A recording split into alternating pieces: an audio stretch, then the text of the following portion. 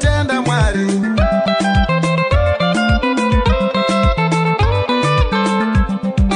Zvose zviri panyika Jesu zvinobatirana kuitira zvakanaka panomunamata Mwari. Zvose zviri panyika nhasi zvinobatirana kuitira zvakanaka panomunamata Mwari.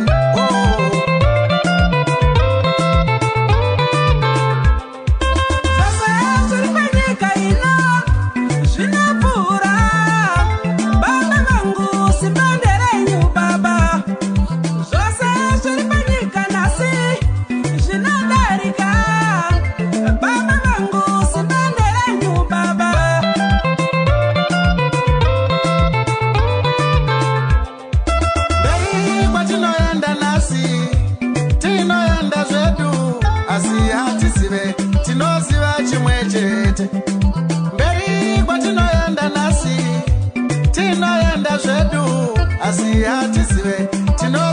chimwe chete. Kune mibaba, kune mijeso, kune mibaba, kune michangamiri, kune mibaba, kune mijeso, kune mibaba, kune michangamiri.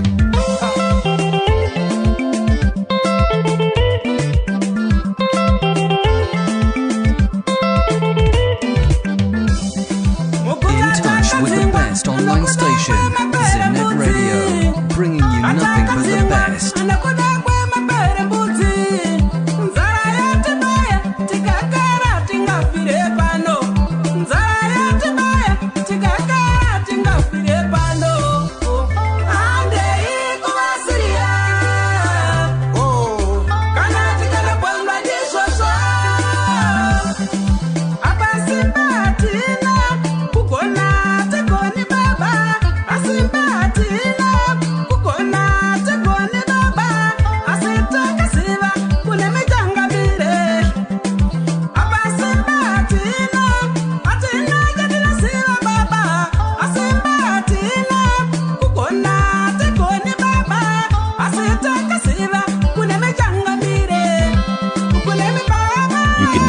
Never go wrong with Zenet Radio.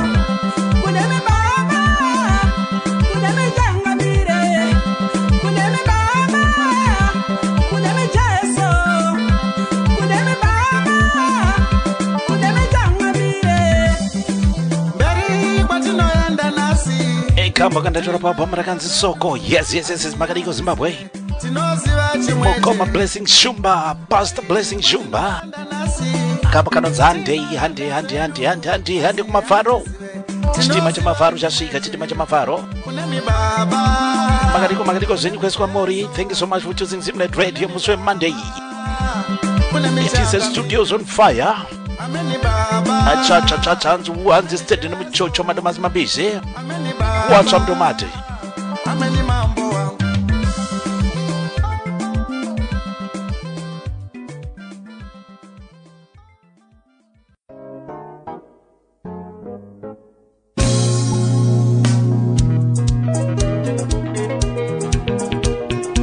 Yes, muri Zimbabwe kupinda kwatiri kuita pachirongwa uchi pasina nyuchi mukati mezuva ranhasi Muswe Monday. Mwari watiitira zvakanaka, Mwari watichengeta. Makadiko takanga tiri tese last Monday, tiri kusangana zvenhasi. Tinotenda izvo mazimbaozi anochengeta imimi ochengeta inini. Tiri kunozva kuti South East of England mudhizeti nyika yemambokadzi. Ndinoimba zvangu kuti kwese kwamuri muri kutibata zvakanaka muri Zimbabwe. Makadiko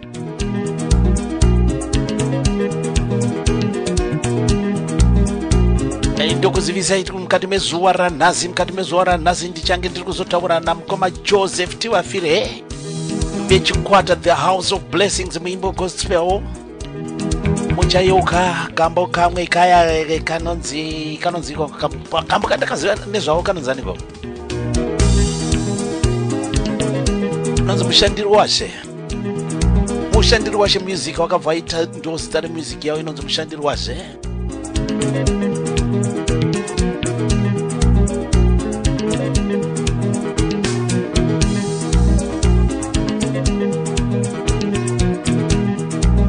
tinoimba kuti tichafamba zvakanaka muri yeZimbabwe. Munongoziva segaroziva tinombotanga nekutsudzura kamanzi. Anzi chikurura mabache kumbozunza dust. Kumbozunza dust, kumbozunza dust. Kaka timbochingamidzana muri Zimbabwe tichingamidzane.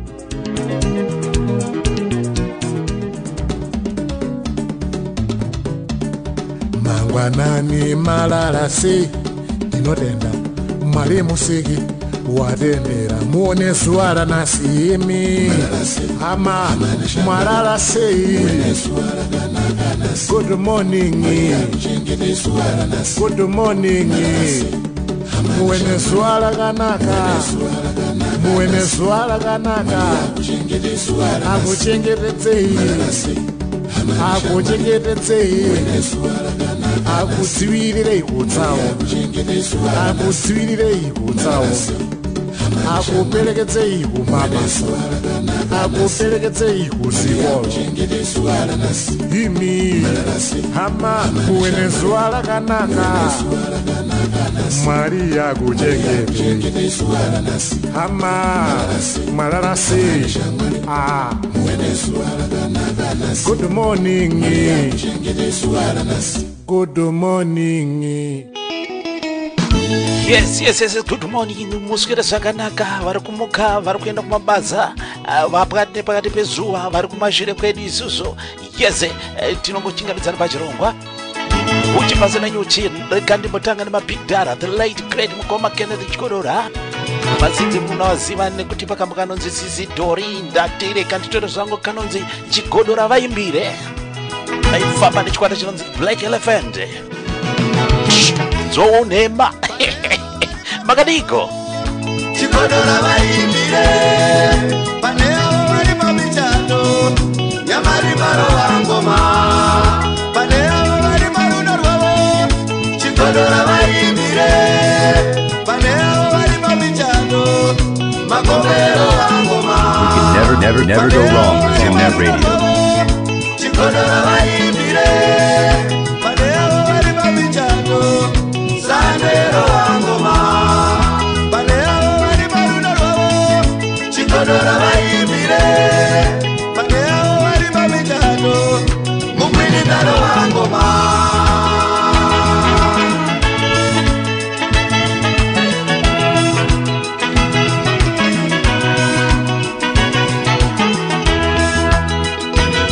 Zimnet Radio.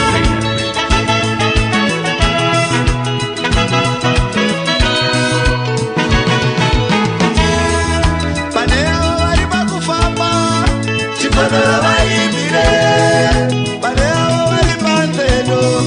Yamari varo vangoma. Paneo vari pakufamba. Chigodora vaimbire. Paneo vari panzedo. Makomero vangoma. Paneo vari pakufamba. Chigodora vaimbire. Paneo vari panzedo.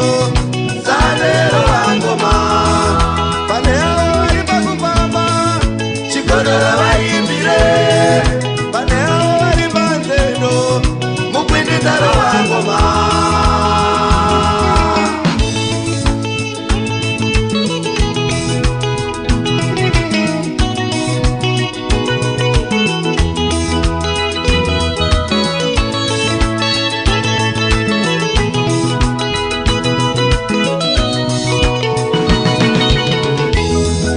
Vaperekete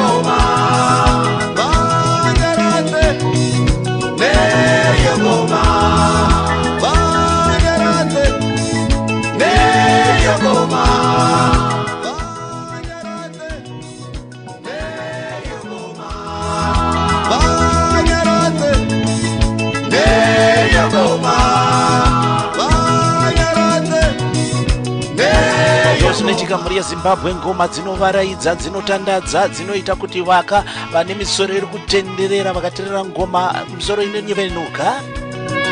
Yes, ndosaka tiripo isu sana mafaro uchi pasina nyuchi kungosvika kudaiziwa kutotapira kutonombora uchingomora wega. Yes, muri yeZimbabwe musakanga subscribe kumafaro uchi pa YouTube. Yes, zvifambe zviende kumberi zvirasikire kuenda kumberi. Like, share, subscribe and hit that notification bell iroro zviende kumberi. Imo mukange manakirwa umva masheya zvobva zvapararira. Kusimudzwa muri yeZimbabwe, kusimudzwa vaimbe Zimbabwe. Yes, mugoma Kennedy Chigodora the light. Bakambo Sisi Dori anzi mhono yavo yakunge bound repabechena bridge. Vakamboita mukurumbira mukoma wacho ivava vakatisiya zvavo vakazorora. Chigodora vaimbire vari pamichato, vari pakuchema, vari pakufamba kuenda pamabasa.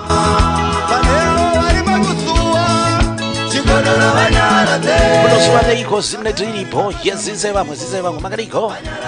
Kuti mutibata zvakanaka muri yeZimbabwe kwese kwamo. Thank you so much for choosing Zimnet Radio.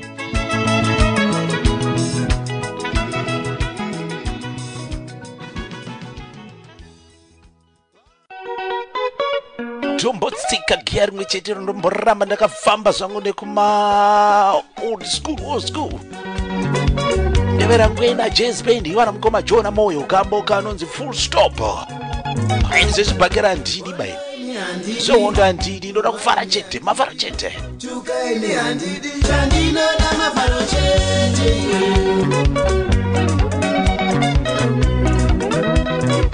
Sound from out of this world. Zimnet Radio. Kurwaini handidi, tukaini handidi chandinoda mafaro chete.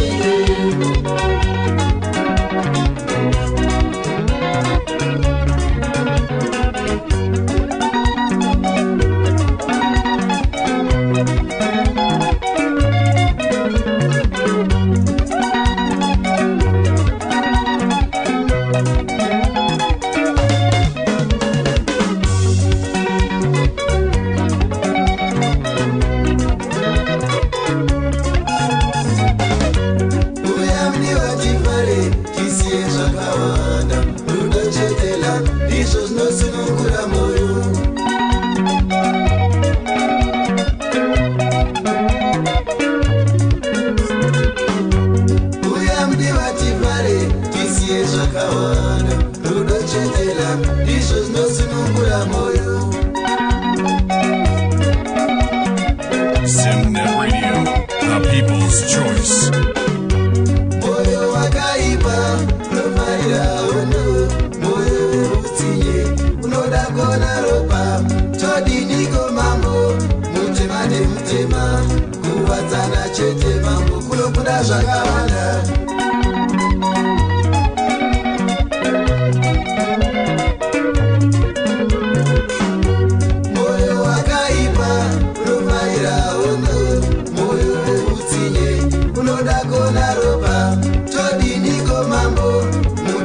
Mutema kuwadzana chete mambo kunokuda zvakawanda.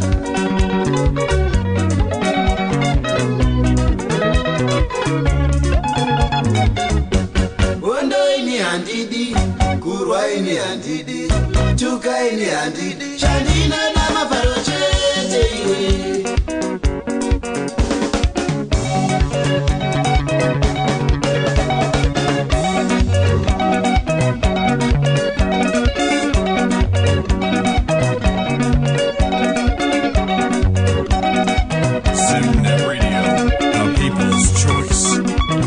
Zvangu vese vari kutibata. Thank you so much for choosing Zimnet Radio namavharo wemavharo. Tipakapaka.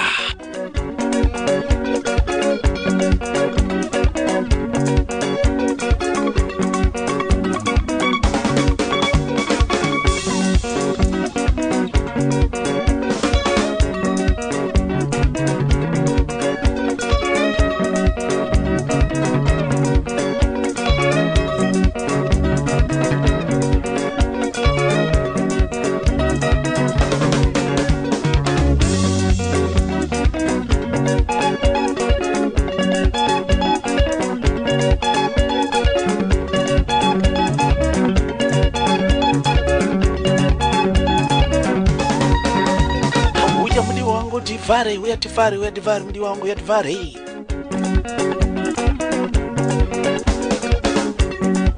Makagara nwadiwa wawo ndofunga muri kusekerera.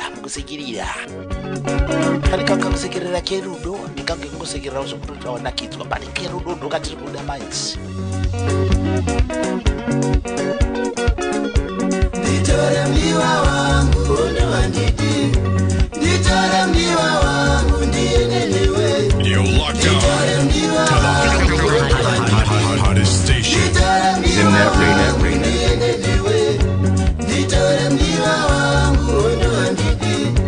Nditore mliwa wangu ndienelewe. Nditore mliwa wangu ndo wandidi. Nditore mliwa wangu ndienelewe.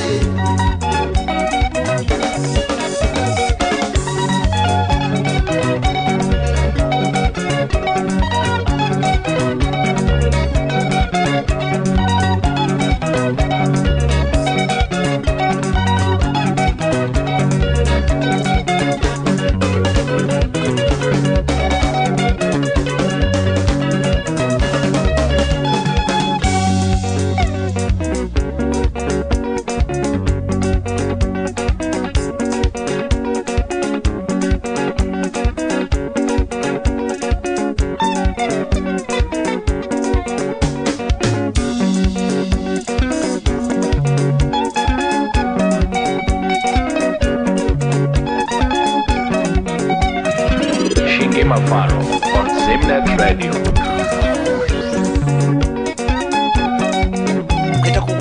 Kuita kuwaridza Mafaro. Mandi yako ngaizitange zvakanaka mandi yako. Kona kuita mandi yakaneta kwete asitenderwe Zimnet ripo. Zviti makaniko muri banda. Thank you so much. Chivara chekutsuka.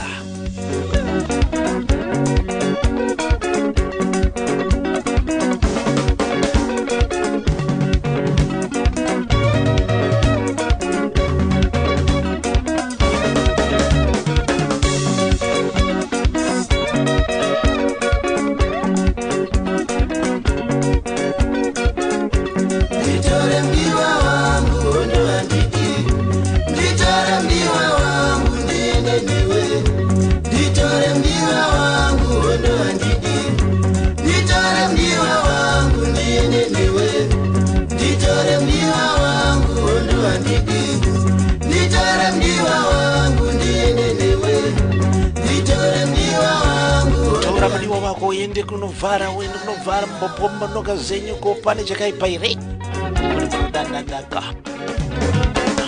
Yes, sasa ikona zotora small house woenda nayo uchiza mai vemba kana kuti baba wemba. Ndakamboinzwa kwayakaitika vakazoita dhuma. Mai wati ndiri kuenda kubasa, dad wati ndiri kuenda kubasa. Mai vabva vasara vachiita zvinorova sikanzi aiwa kahandisi ndi kuhotera. Mataura akadonha pahotera kuseni wasangana mukiyo yekupinda kubathroom.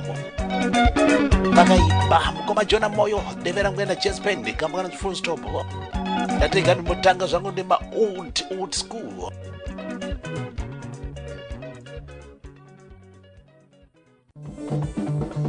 Yes, Midi. Yes, Jimmy, alright. Ndiri right, inzwaka Midi.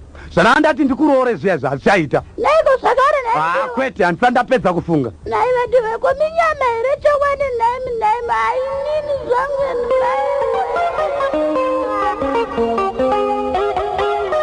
The late great Mkoma Johnny Chibadura Nditembo Brothers. Bambo kanonzi Seiko ndisingawanikwe. Ipapa ndikuzama kubata boys dzacho ndakasangana nekamwe kambo kawo katsvakadza. Ndikangenda wabata ndichavaunza vakomana vacho 3 boys vakomana vaMkoma John Chibadura. Yes, kuzokwenyu Mkoma John Chibadura vakasiya 3 boys. Imi unongonzwa imi regai ndikuzokubatisa ikamwe kambo kawo.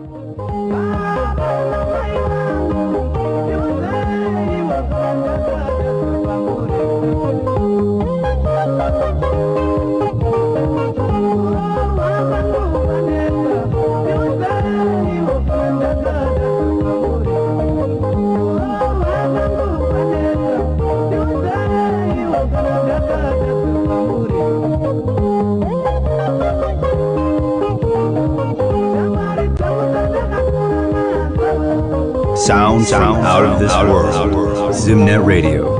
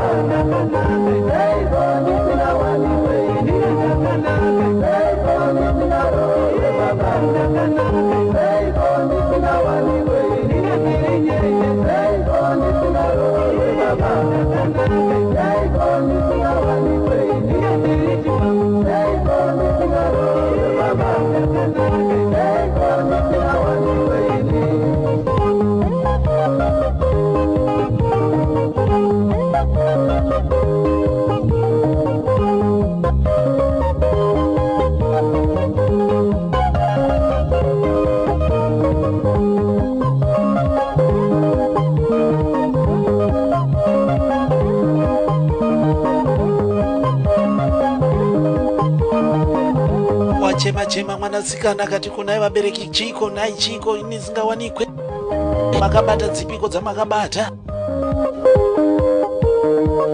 mwana vamwe vese vakatamba navo vese vapera kurorwa vamwe vakutoda kutoita nambuya iye kana mumwe chete anotombomutswinyira ziso hapana kutswinyira ziso katswinyira ziso kutswinyira ziso so unogona munhu akutosmaira smaira vakaipa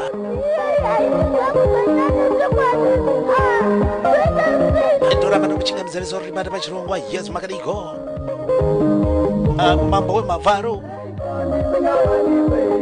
musi wemande wega wega musi wemuvhuro uda kuti mande yako kane yangu gazvichate kuti vanhu vanochata vanoita zvakafanana saka ndiri kuvhara kaka saka iwe ufarawo nai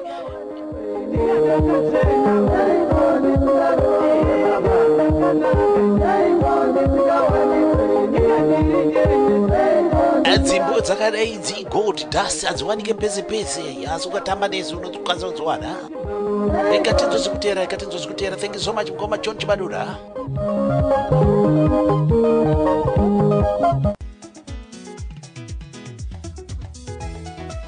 Zimnet Radio yatipengesa zvomene kubva kwaNyajena kwaMushovi kuMastendegwi kose vakomana veng'ombe ng'ombe dzotodla mumunda nemi veZimnet Radio. Zvimwe itai muchidire mvura.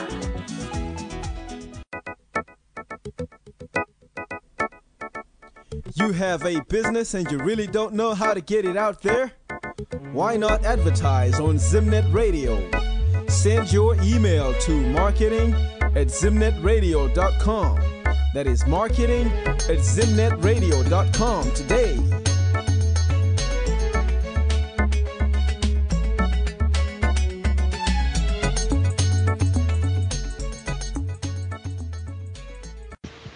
Jaja Express ijeje panze godi pamaisisiria pasirese makasimba here zitara kundonzi makingwazi size 5.5 yebhutsu mutunhu une mago makaterera chirongwa huchi pasina nyuchi namukoma mafaro. Yes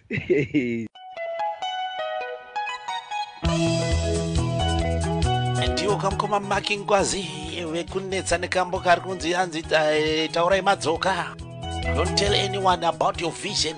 Trust nobody. Suspect everybody. Pakaipa. Mukoma macharo mumwe and the four brothers. Bamba kwedza. Timbofamba takadai negera yacho. Ndopoto yacho yanhazi. Ndopoto yacho yanhazi.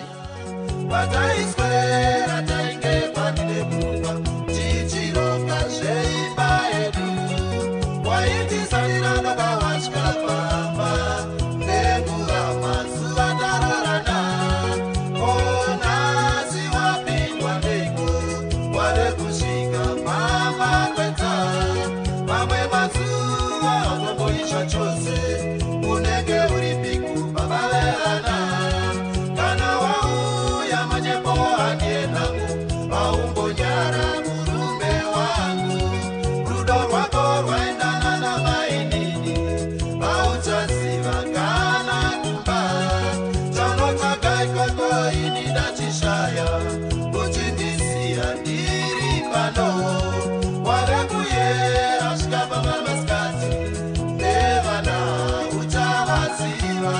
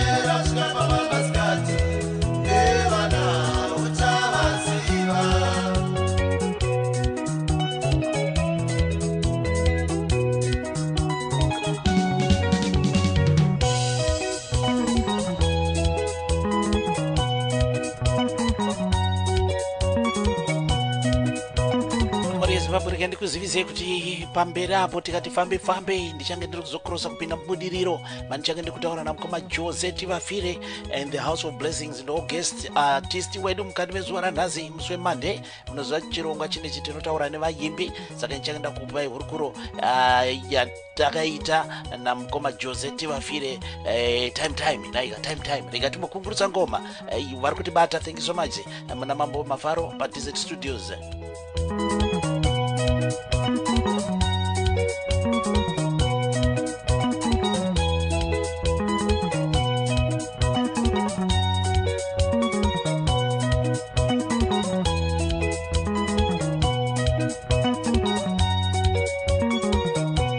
Baba wemwana makuvirirwa nezuva muri kupiko kwamunenge muri mukoma Macharomon mumwe the light nevakomana the four brothers tikomana Sifa Sikarushanga nebabauwa express beri na beri ndostereka mukacho Avarongozha pango wako mama ndiye ari kuti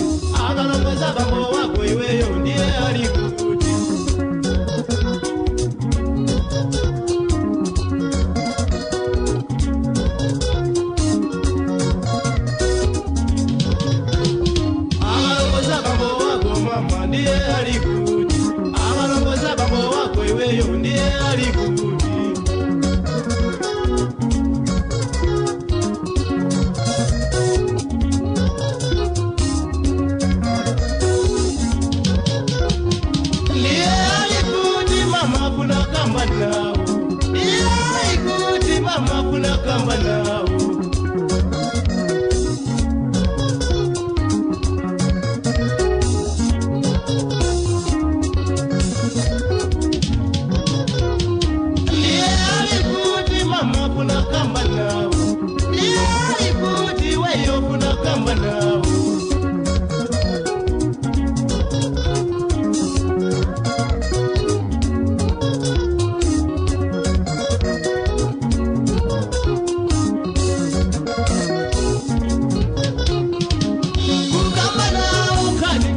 In touch with the best online station, Zimnet Radio, bringing you nothing but the best.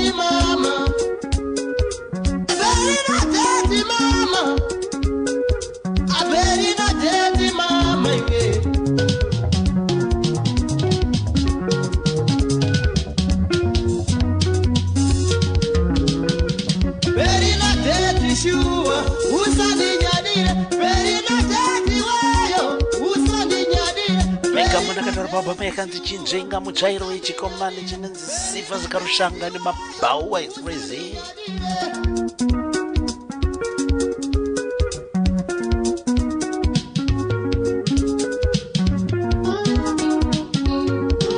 ngati ndimofamba zvangu nema old school naiga dzakarohwa vamwe vazhinji tofunga tanga tichiri majaya fanika zakaita sezvisusu timborova dzevaimbi vakare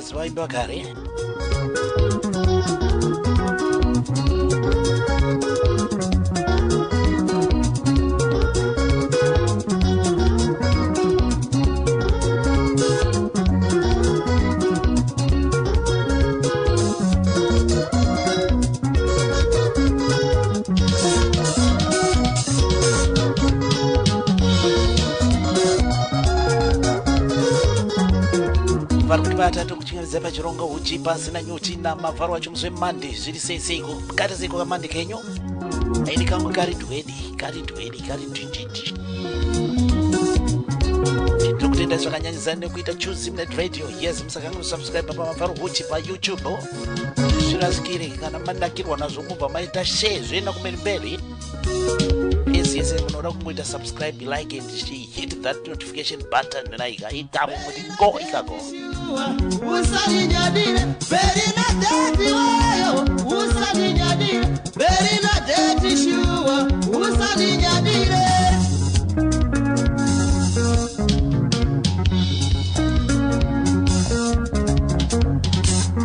vakomana vemaBawa Express vakatungamirwa nechikomana chinonzi Sifa Skarushanga album rakanzi Chinzvenga mutsvayo usaninyadire berina deti shua usaninyadire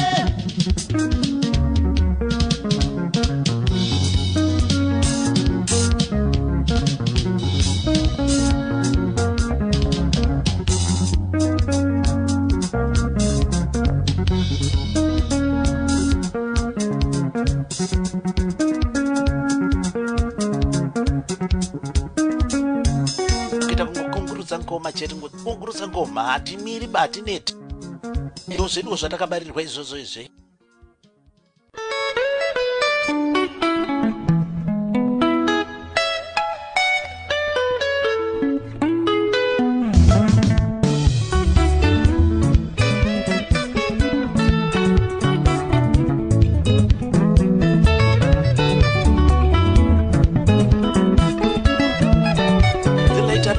Kasenga ni vakomana Ngosimbi crew tariro kunazve ndo watinoda kutarira chete kwavari ingorova chete dzevaimbe vakatungamira nhasi old school makadiko Zimbabwe muna mafaro acho.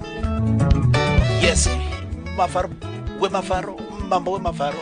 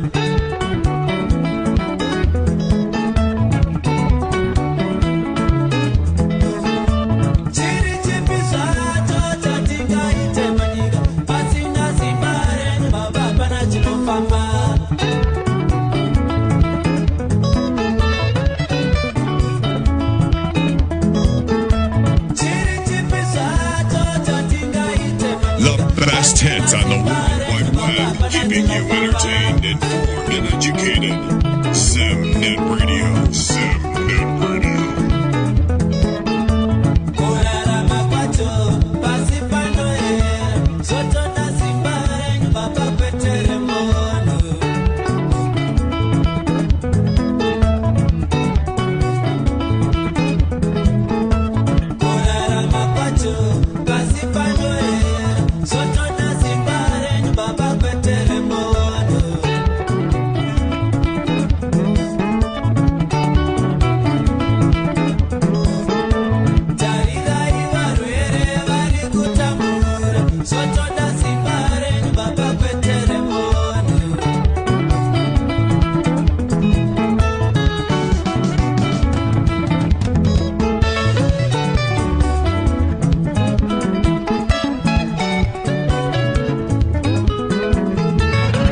Shingi Mafaro on Zimnet Radio.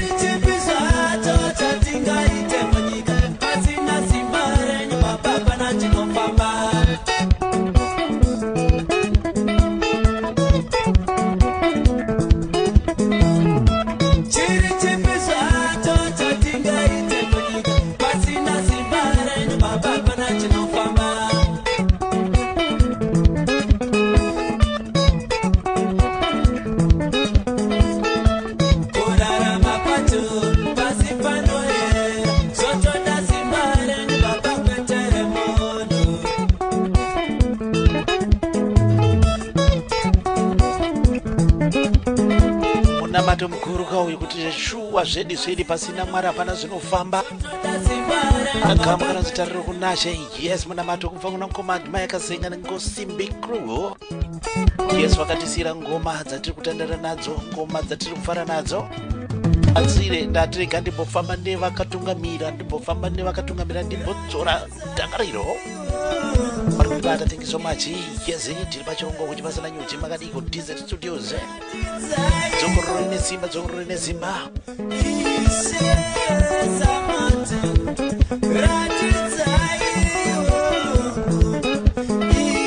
Warikubata chirongwa kutanga kwacho. Yes, tichazoposta chirongwa pa YouTube.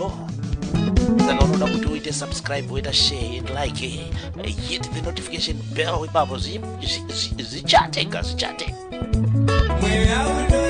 Ukarova ka notification bell ukazoona kuti tikango uploada chete kende munobva maziyiswa kuti pane zvitsva. We are making noises pa YouTube zvisingaiti asi zisingabviri.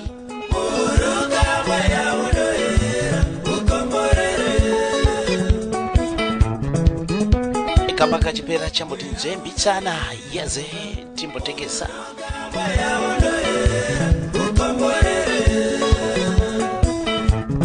Zuwa rega zotanga nemunamato, wovhara nemunamato.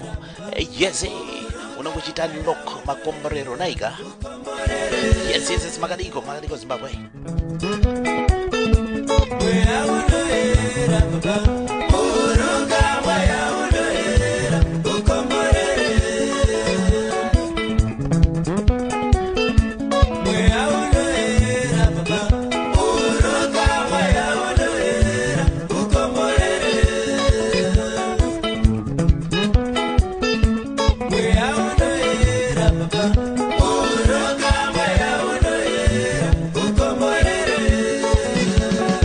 Zvaona nguwa ngoma ati mai akasenga ndo vakaputrovera kambo kakanetsa kanonzi pamuchato wa Tobias.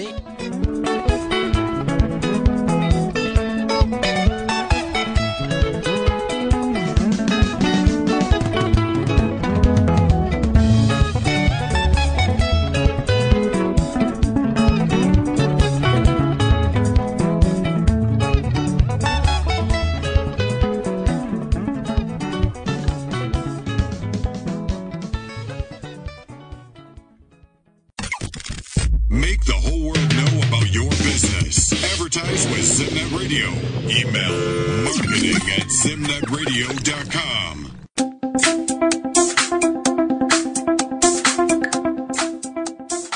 Do you want to be a DJ or presenter? Are there times when you feel like you can do it? This is your chance to be on radio. Come join us and get the best training on how to be a personnel at zimnetradio.com.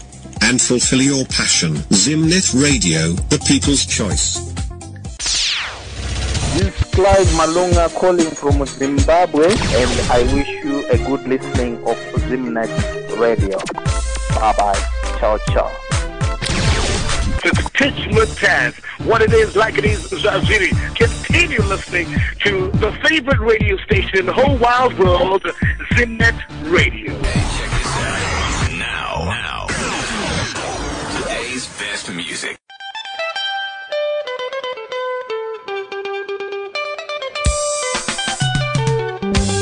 King Faro and Barumbe Express karamba kusaina. Yes, ndichayeuka vachigara necho Glenview uko amene kuti vachiriko here.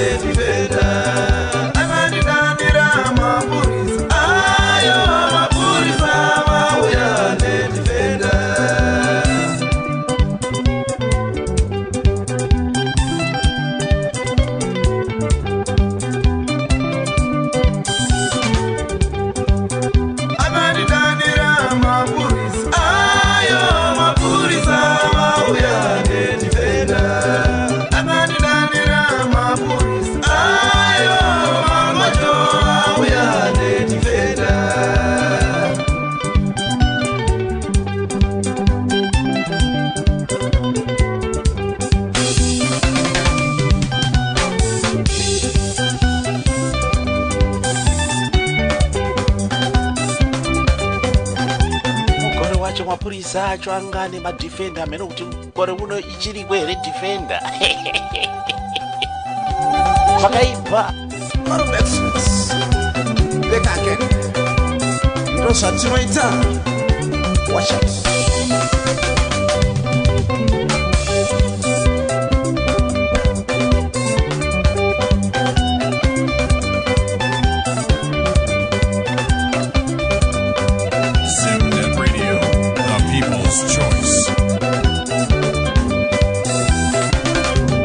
Chirwisana nemasaisai pana pamuri yeZimbabwe.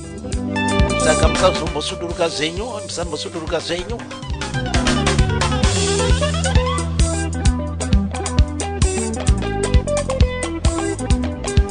Amene kuti zviri kumbofamba sei, ndiri kungonzwa tambokonekta kumain station tozodzoka kwandiri. Zviri kukavana mudenga masi, rambai muripo. Manje tenda kuita crossover kubudirira kuti ndikupe hurukuro yandaita namukoma Jose Tivafire. Yes, pachirongo panapa muzotero kurukura nevayimbi. Yes, he's our guest artist mukati wezvara nazi.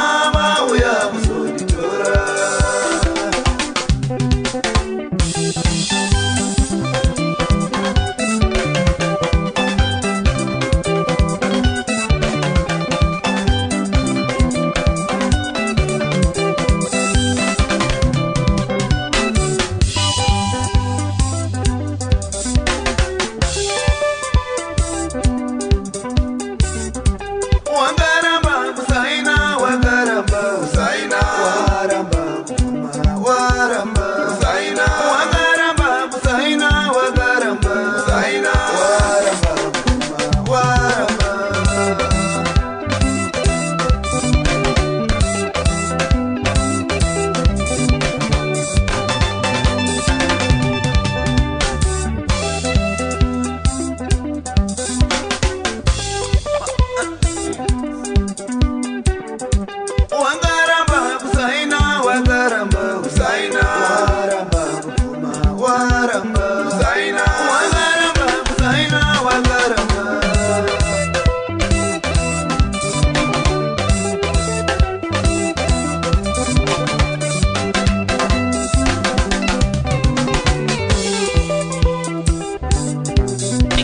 wakaramba kusaina kubva kuna King Faro and Marumbe Express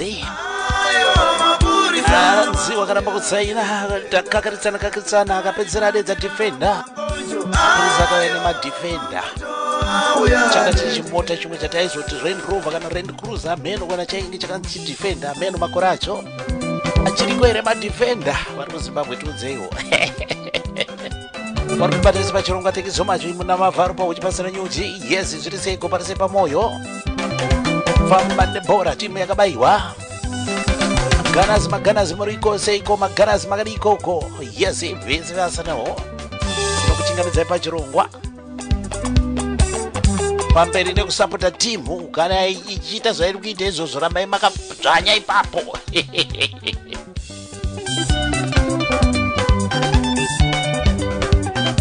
Mazita mkoma King Faro ameno kuti vachiri around here ndakambopesera kunzonzo vange vari kunzvimbo dzoku Glenview ko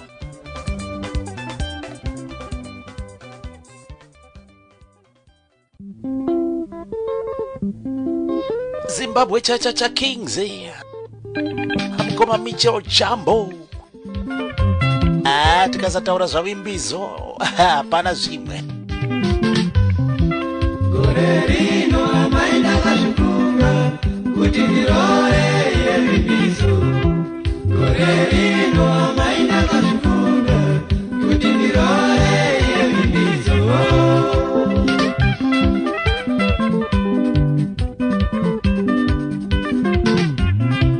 Nyamwe zvikaoma sekuyambuke kuva ndichatomurora muchiri vapenyu Nyamwe zvikaoma sekuyambuke kuva ndichatomurora muchiri vapenyu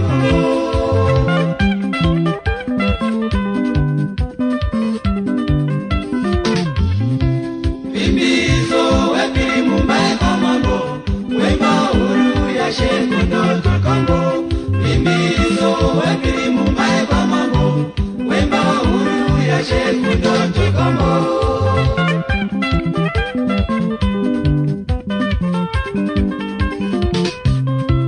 Vimbizo ndiye murora wenyu wamuchagara naye dagara mufa Vimbizo ndiye murora wenyu wamuchagara naye dagara mufa kwenyu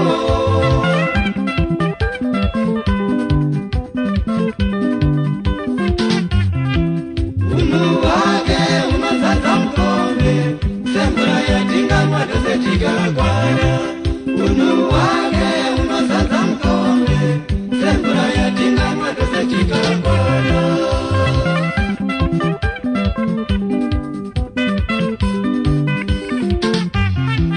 Vimbizo wepiri mumbai kwamambo wemahuru yashekundotokambo Vimbizo wepiri mumbai kwamambo wemahuru yashekundotokambo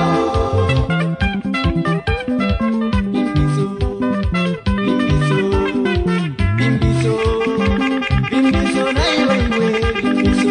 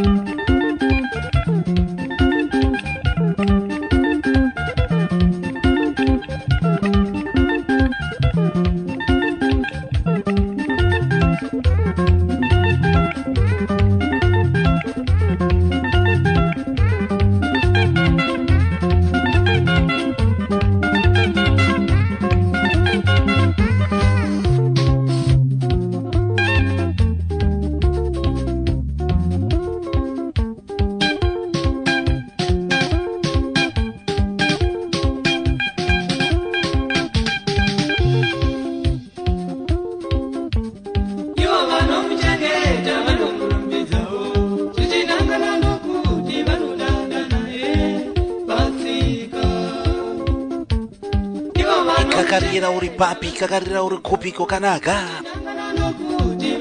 mukoma Michel Jambo vimbiso nasi poto yacho ndo maira yakaita iwayaya old school pa Zimnet Radio na Mavaro mswe Monday. Yes, musakanganwe manje so tinda uzokrosa kupinda kudiriro kuti ndikupe hurukuro yandaita na mkoma Josette Wafire. Bimbiso wacho kwandiri Zimbabwe andini zvangu zvokutaura taura nemio. Bimbiso wacho kwandiri Harare andini zvangu zvokutaura taura nemio.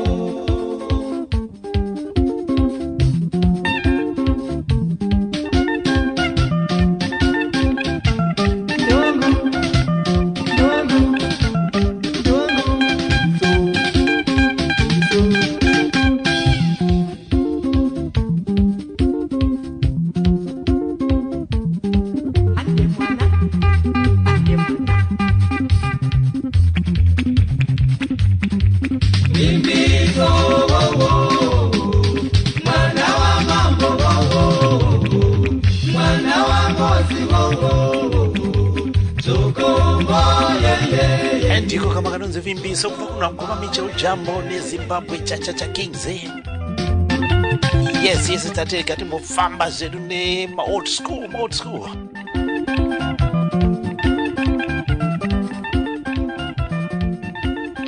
Mazita mkoma Michel Jambo vachira round.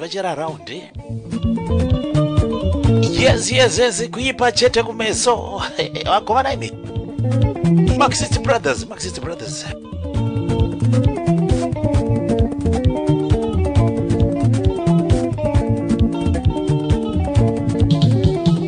Uipachete kumeso nokutida chembera neurombo. Uipachete kumeso nokutida chembera neurombo. Pese vanotwekwe muroi neso toko kwandiri. Pese vanotwekwe muroi neso toko kwandiri. Kunyangara chete kuipa peni arije usiku. Kunyangara chete kuipa peni arije usiku.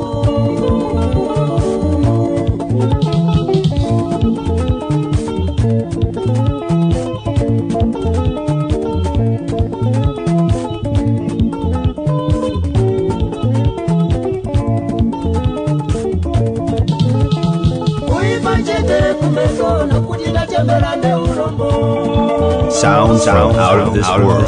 Zimnet Radio.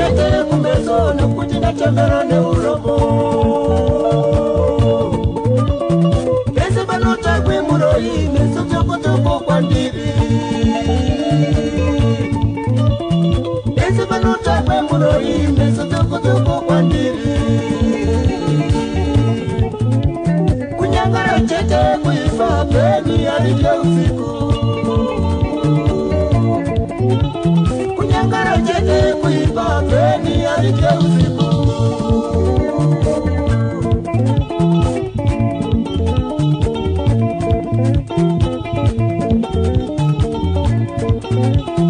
Tamuda uyewe Mulungu ndashanda kwe makore. Tamuda uyewe Mulungu ndashanda kwe makore. Nikanzichera ndocheraka nayo maiwe nokutirima torimaka iwi maiwe nokuzitema totemaka ndini wayo ndichibodaro kwe makore na makore.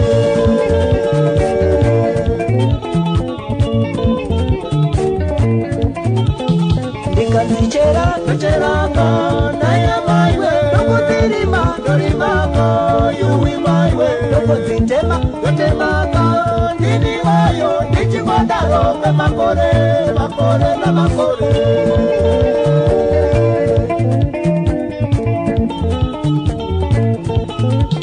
Achizitendera ng'ombe motokari na mataravita.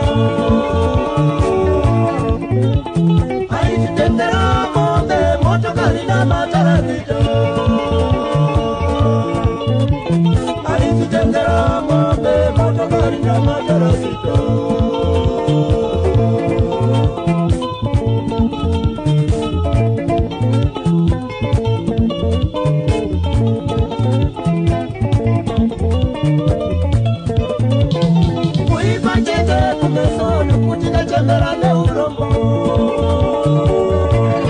Shingi Mafaro on Zimnet Radio.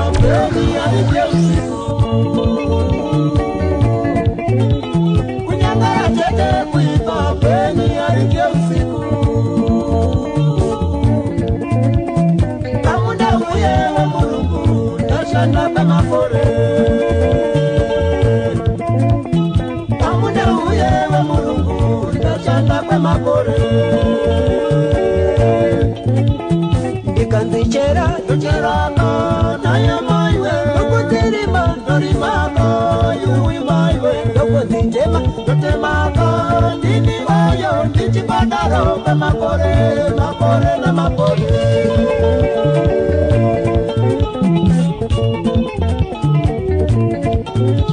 Achizitendera ng'ombe motokari na matarakita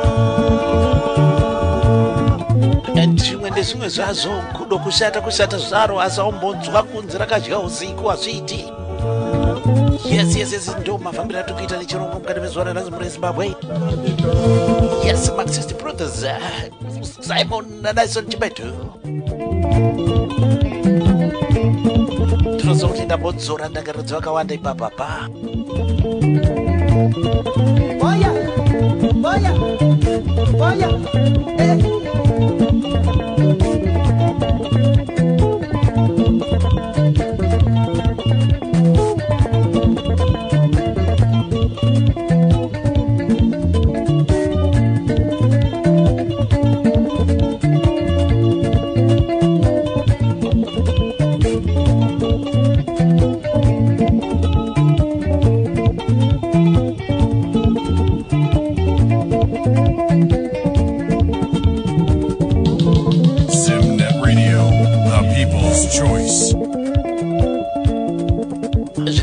Mande chete pachirongo uchi pasina nyuchi neni wacho mambo weMafaro ndakabata zvangu mushina ndi muno South East of England TZ Studios.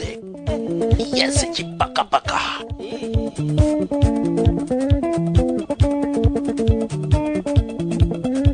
musakangano muri Zimbabwe tichakupai hurukuro manje somuka majozi tivafire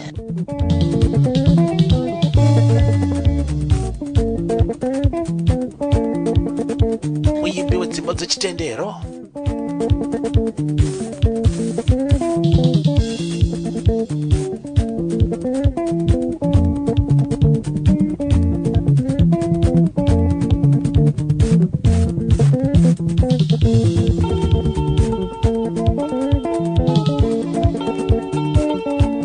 Mazvita Marxist Brothers kambo kanonzi kuipa chete kumeso.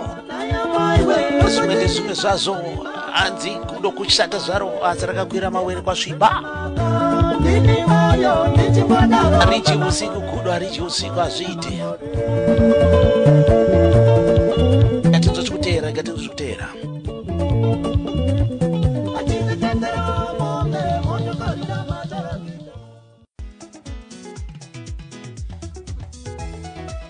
Zimnet Radio yatipengesa zvomene kubva kwaNyajena kwaMushovi kumaStendegwi kose vakomana veng'ombe dzotodla mumunda nemi veZimnet Radio.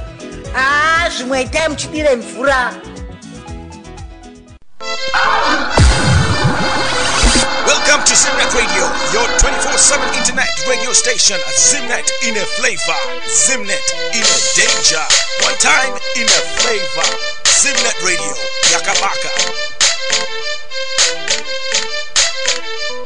Let's do it! Zimnet in a danger. Zimnet in a flavor. Zimnet in a danger. Zimnet in a flavor.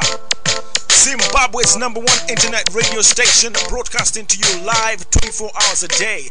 This is Zimbabwe's #1 Zimnet Radio. Tune in for your favorite bits, tunes from Zimbabwe. Zimbabwe's #1 internet radio station, broadcasting to you live. It began in Africa. This is Clyde Malunga calling from Zimbabwe, and I wish you a good listening of Zimnet Radio. Bye-bye. Ciao, ciao. Pitch Mataz, what it is like it is Zaziri. Continue listening to the favorite radio station in the whole wild world, Zimnet Radio. Hey, check this out. Now. Today's best music. Kambo kanaka ndiri kurovera vese vakashaikirwa nana mai wavo munhu wese whether ndinhasi zvichidzokera kumashure uko. Anyone who lost a mom ndikukuridzirai kambaka, including myself as well. Mwedzi uno wa September I lost my mom musi wa 8 September 2 years ago. Saka tinorangarira ana mai vedu, ana mai makakosha. Kambo kari kubva kuna mai Dorcas Moyo kanonza miss you mama. I miss you, mama.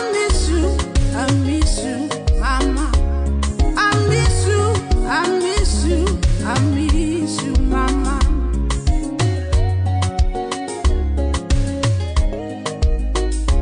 I wanna thank you for your love, mama. I wanna thank you for your love, mama. I am who I am today because of you, mama. Of you, mama. You teach me how to love, mama. Bana venyu tinoti mama murugare makarwa kurwa kwakanaka mama murugare. Bana venyu tinoti mama murugare torerai mai mama murugare.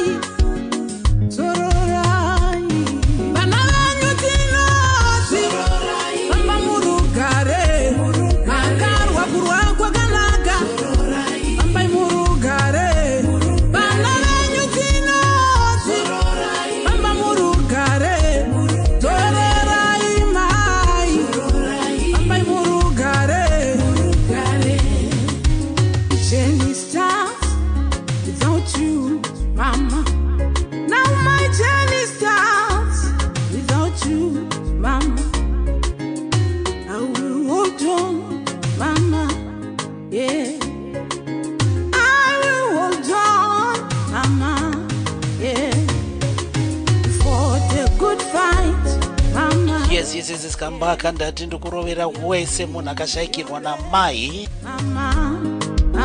A special dedication to all of you. Ngatirangarire wanamai wedu, anamai vakatikoshera. Utsvaga nerudo rwakafanana nerwawaipo wanamai wako haumbomuwana. Nekuti anamai vane rumwe rudo rwekuti cannot measure. Yes, I include myself ipapa pakamba ikaka as well. So 8 September, yes, we're commemorating the second year after I lost my mom. Zokuti anamai makatikoshera vese, anamai makatirira panapa, yes, makakosha anamai.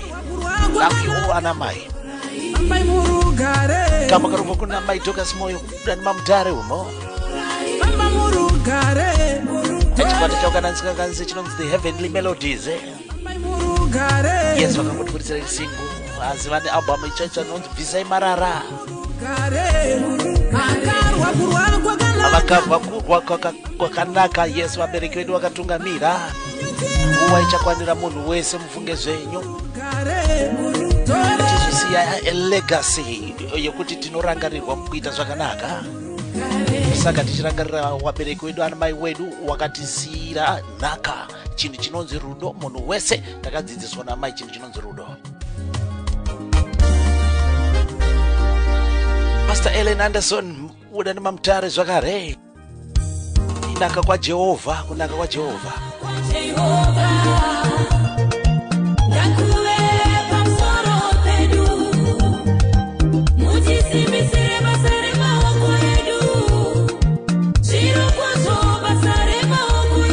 Kambona kanyura pabam yakanzane sumari.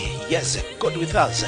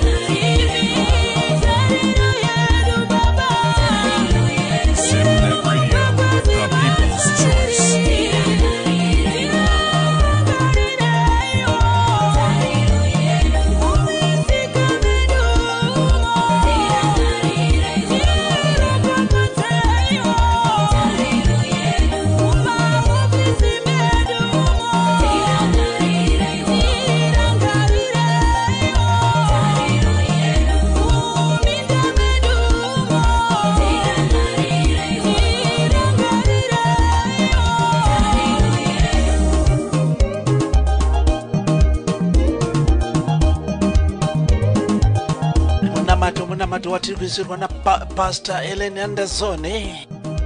Yes, muma ofisi muminda medu mukudrive kufamba kwatiri kuita mudzimuri dzedu.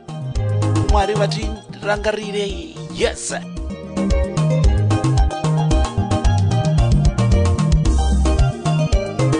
Kushereketa kwa mkoma Ellen Anderson. Yes, kunashe studios mamtare umo. Wakarekordwa album rachero rire. Muna aerodrome kwa mtare uko makariko. Apakaipa.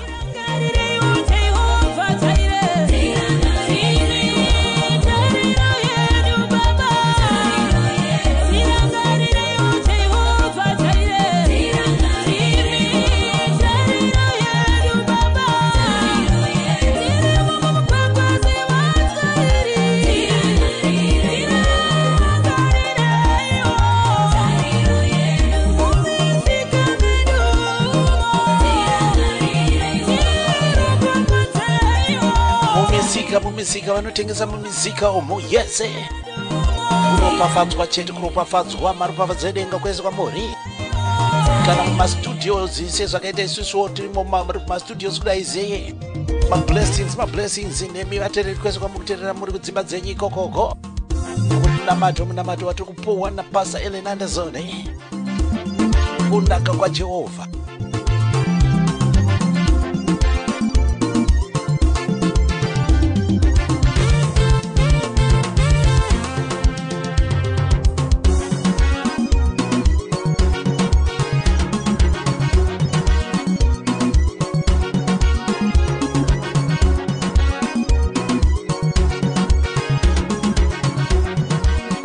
Ndakatora paubva murakanzi Mwari anesu Mwari. Yes, mazvita Pastor Ellen Anderson, mazvita. Thank you so much.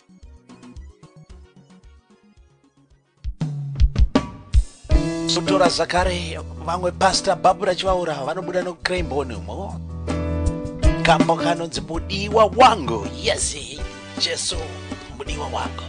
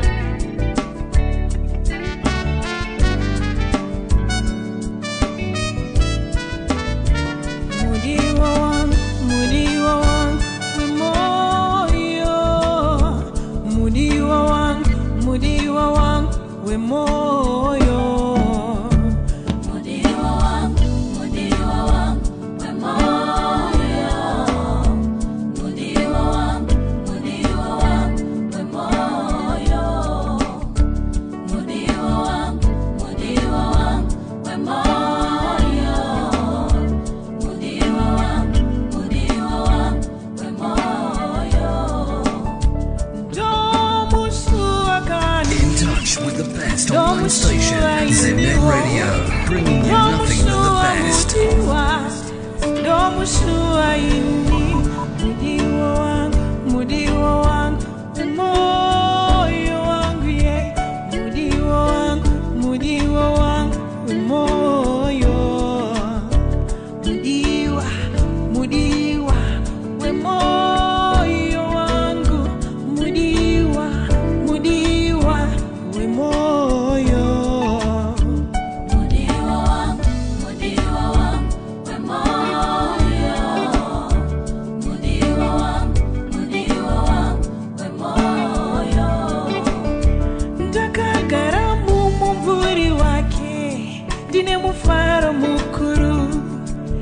Chitaura neni, dichitaura naye, takagara mumvuri wake, dine mufara mukuru.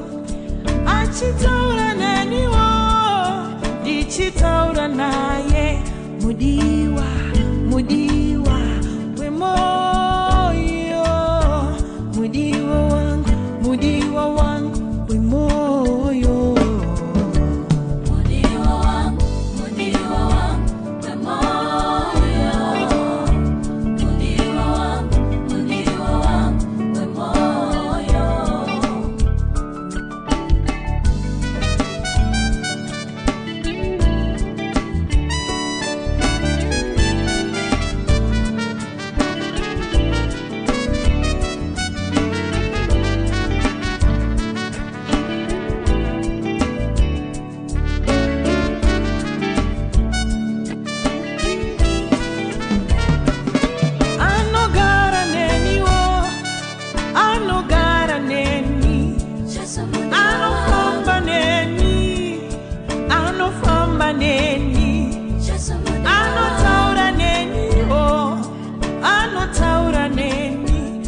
mudiwa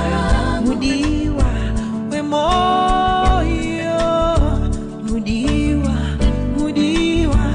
we moyo, mudiwa wangu we moyo,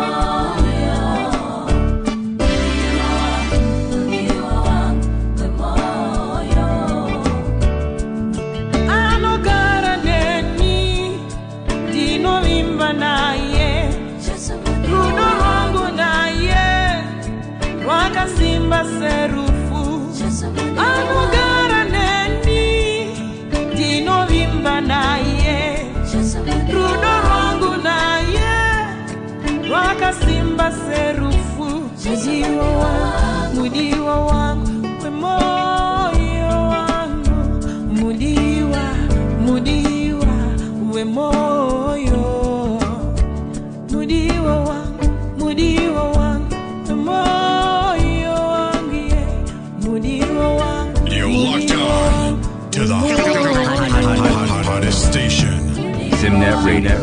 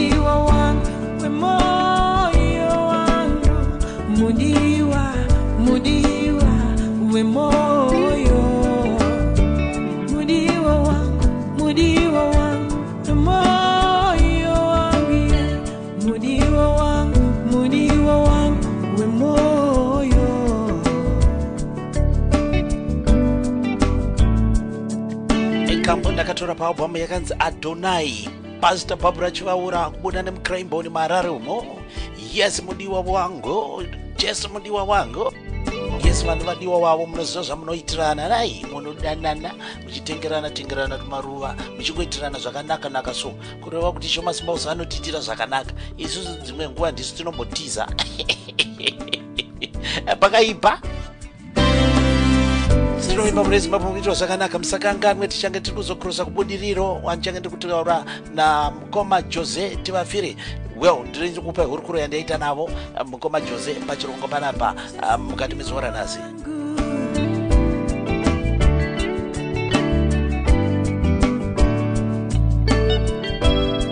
Mazvita Pastor Chivaura, thank you so much. Kurusika ukremboni.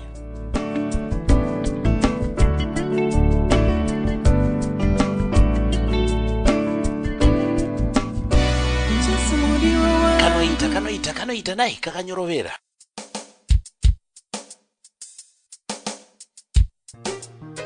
Adedza Amanda Sagonda. Makanaka Mwari.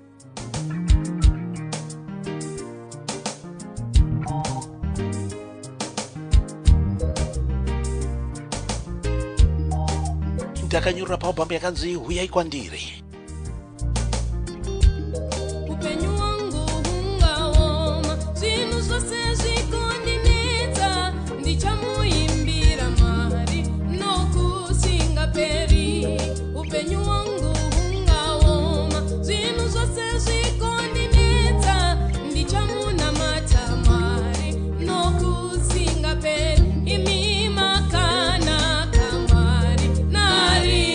Narini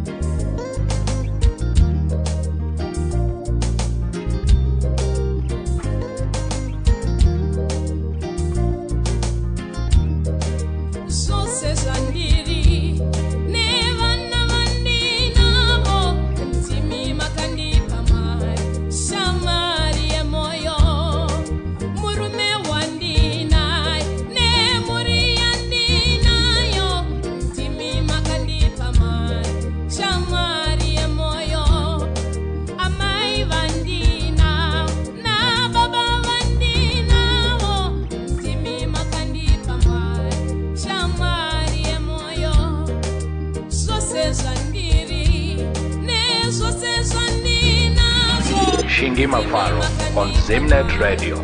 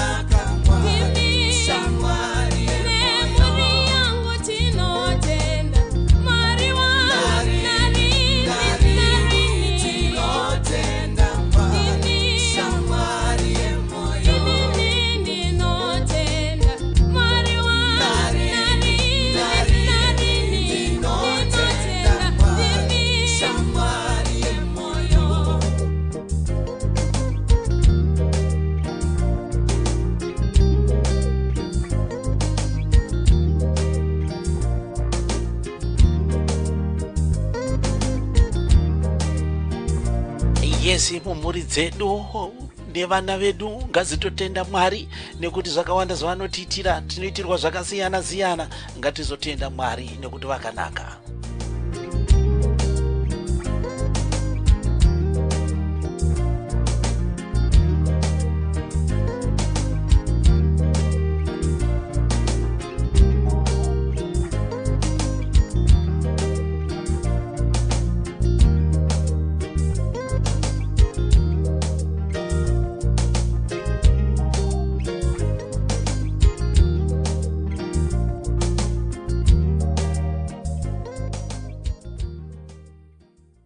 Make the whole world know about your business. Advertise with Zimnet Radio. Email marketing@zimnetradio.com.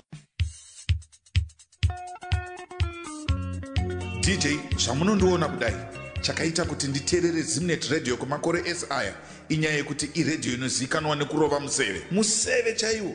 Ndipo pano pandakatangira kunzwira nziyo dzakafanana na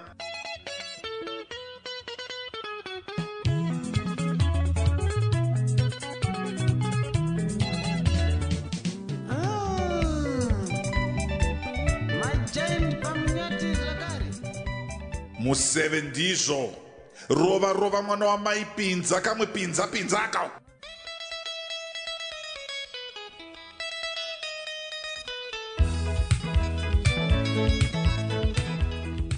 henaro museve paZimnet Radio, shasha panyaya dzemuseve rova futi DJ.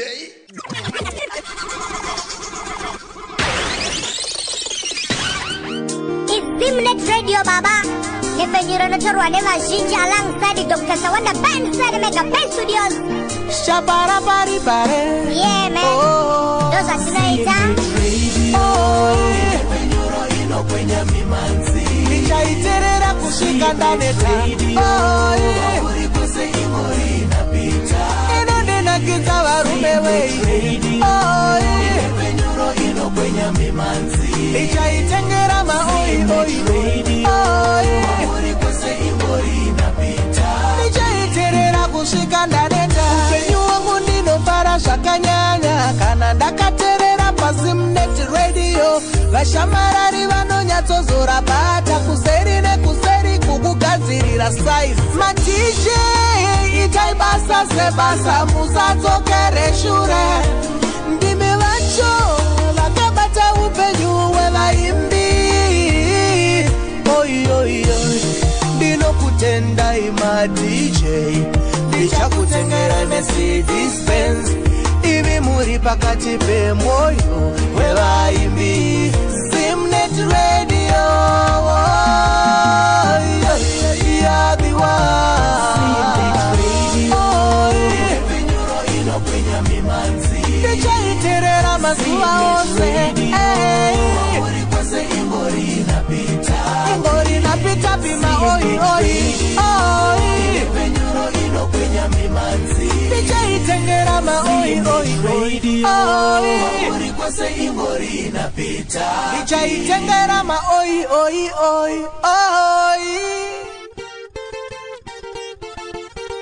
Itofambira pamberi chirongwa muri Zimbabwe. Yeze chikomana chinonzi Lawrence chinobuda ndi pa Plum Tree apa. Yes famba nengoma.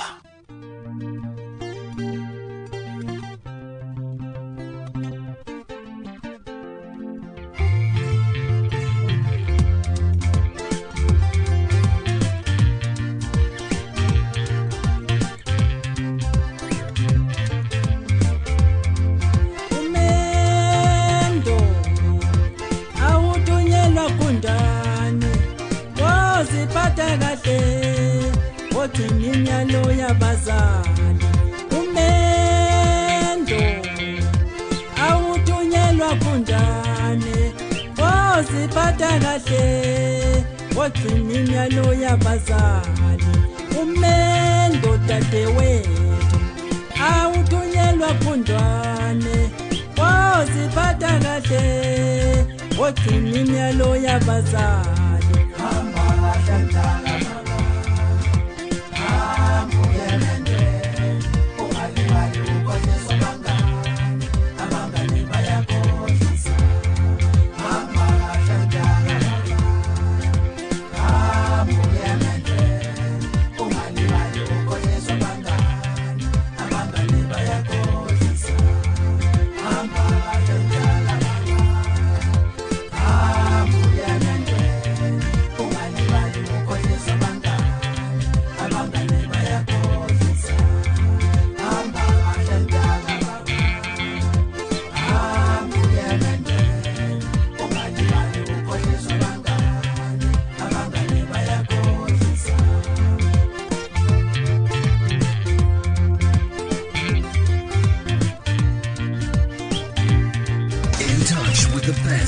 Station, Zimnet Radio, bringing you nothing but the best. Abantu abadala ingane zenu zisakhula imizi iphathwa kanjani fundisani abantu abadala ingane zenu zisakhula imizi iphathwa kanjani fundisani abantu abadala ingane zenu zisakhula imizi iphathwa kanjani ungalahlekelwa umendo ngenxa yabangane wobheka abangane abangane bayakhohlisa ungalahlekelwa umendo ngenxa yabangane wobheka abangane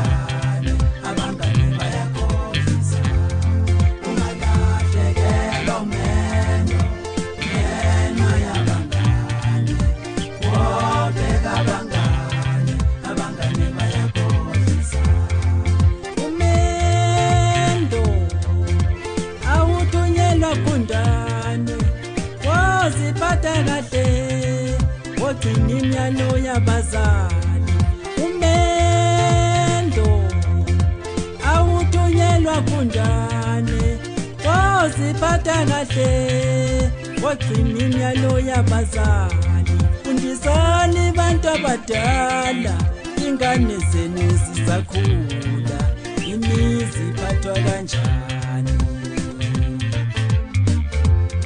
fundisani abantu abadala ingane zenu chikomana chinobudani pa Plum Tree apa yes muZimbabwe mukoma Lorenzi asenemu yacho ndamboda kuti ndizame kandati ndinogona kuzoidedza nepasi ripo zvikatadza kuita zvakanaka yes zita rekambo kacho futi hey ndatadza kuriwerenga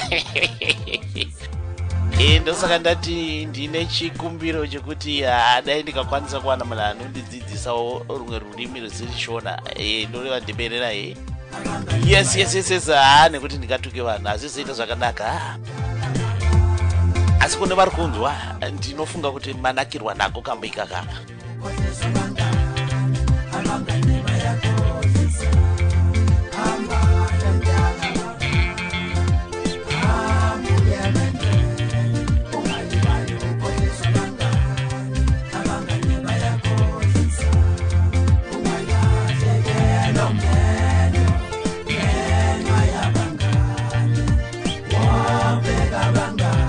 zviri ngoma zvishoma nezvishoma tienda mudanger zone yes I'll be crossing over to Budiriro ndikupe hurukuro yandaita nemuimbi wedu wezuva ranhasi the guest artist wezuva ranhasi mukoma Jose tivafire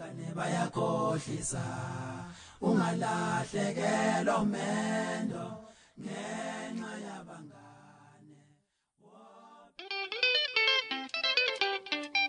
etobuda Plum Tree topinda mugwanda yes mugwanda ndiri kutorana namukoma Polite Moyo asi mazwana vari based mu Australia muko Adelaide kambo kanonzi Selilindile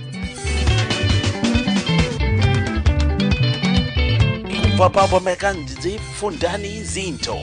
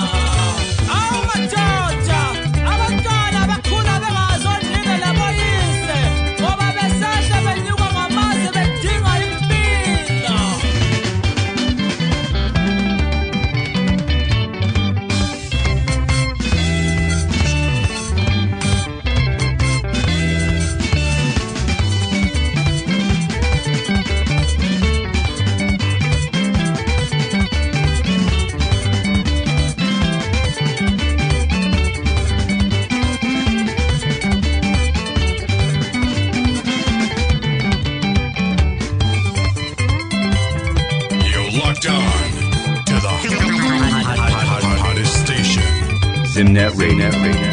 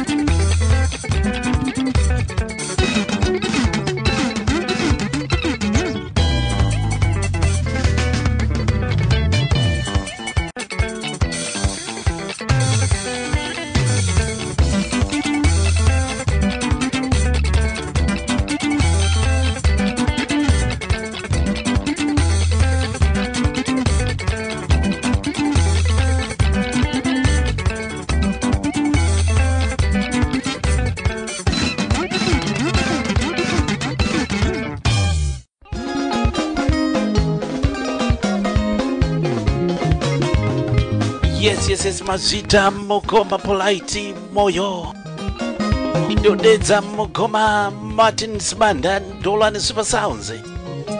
Ngatifambe takadaro. Ezipigeni Dolan Super Sounds matota. Yensiya Maete woba ngondeni papi wobuso babo kanye nomhlaba Movisita mina sengithwalise kanzima baba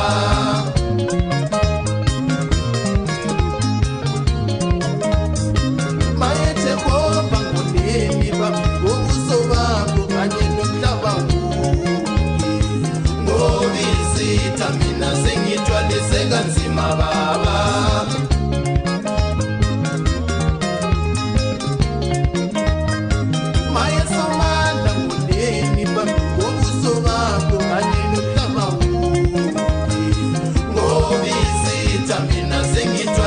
Kanzima ishe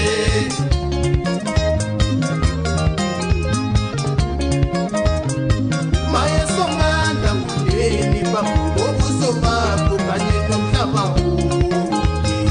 Ngovisita mina sengithwalise kanzima ishe Awu madoda Sokalela kuwe Nkosi noma ngabe yinini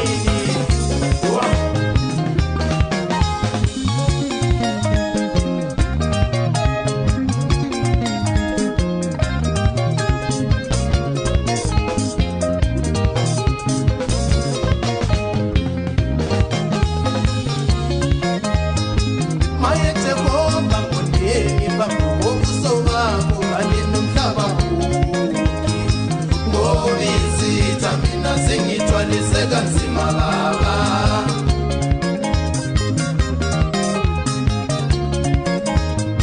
Maye somanda kundeni pabuso babo kanye nomhlaba Ngovisita mina sengithwalise kanzima ishe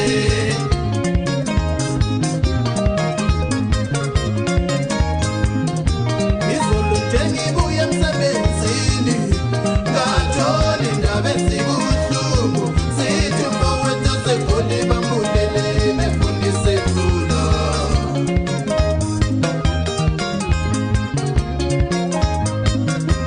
Izolo njengibuye emsebenzini ngatholi indaba ezibuhlungu sithi mfowethu segoli bambulele befundise lula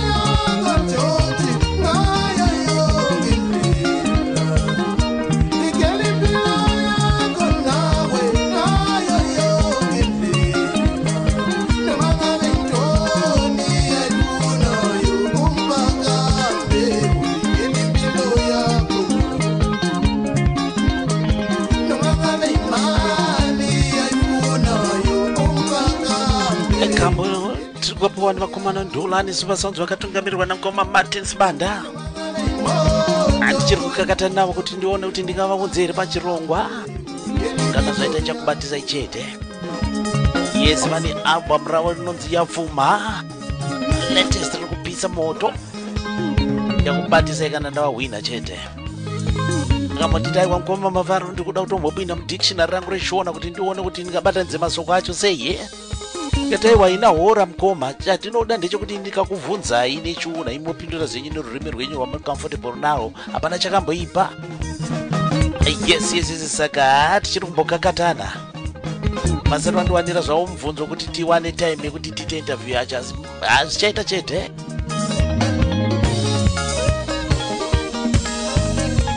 Musakangiro subscribe kumafaro huchi pa YouTube. Mandakirwa nechirongwa mazvifarira moita share zviende kune vamwe handingakupedzei meseka. We are making a lot of noises pa YouTube ipapa mungazvitarisa mafaro huchi. Yes. Muyimbi weZimbabwe kumure Zimbabwe.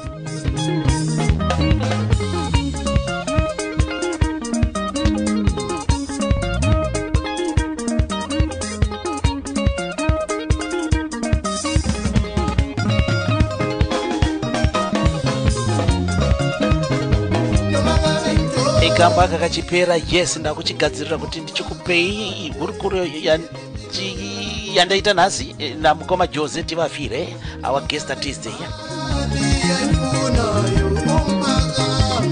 Vanoimba dzimbo dzechitendero.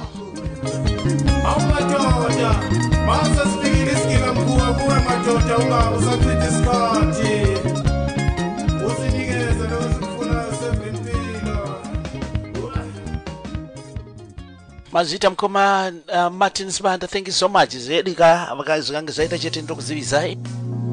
Kamuri Zimbabwe zvakuitika panapa ndezvokuti rega ndichikupai hurukuro yandaita namukoma Jose, yes, our guest artist mukati mezuva ranhasi. Chirongwa chinechi munoziva kuti tinobatana nevayimbi tichikupai hurukuro tichinzwa kuti vari kuenda kupi vari kubva nekupi.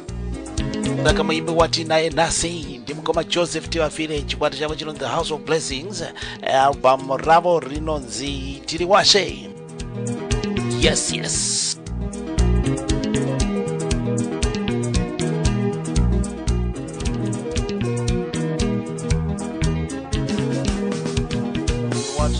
Want some tomati.